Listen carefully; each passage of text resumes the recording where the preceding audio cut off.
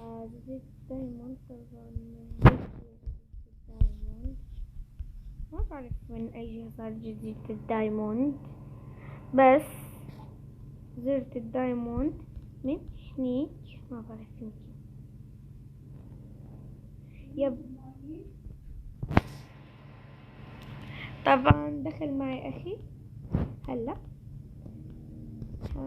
أنا وياه نعمل شغلات خلف الكواليس مع إنه لازم يعني أعملها معاكم بس. طبعا هحط قناة أخي بالوصف تايجر. سلام. كيف حنتحر؟ بعرف يا شباب وبنات، قبلنا بالتعليقات شوف يعني حل. تصل أنا ضربته من الزومبي بوكمان، وقعت واحد تحت. أو ماي جاد، سيرفر فيش قتلوني. طبعا في أحمد جزيرة الدايموند هونيك اسمه عم تمطر. شايف هاي زومبي بوكمان. في كل جزيرة فيها صندوق، والصندوق فيها ستاك من البلوكات.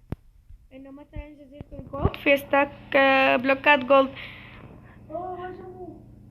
لا لا لا لا، هذول قتلوني. عندك ديل او بلوكات؟ لا ابدا، لا نفذت. لك حط الفنس، حط الفنس، حط لك وينه وقع.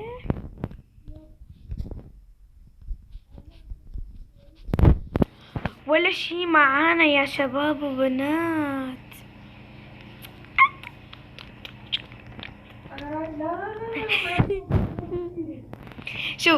شو معك؟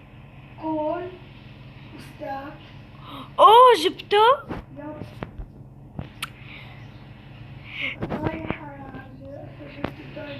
لا لا لا، جزيرة الدايموند آخر حلقة من الجزائر، من المتبعة. لا سلام.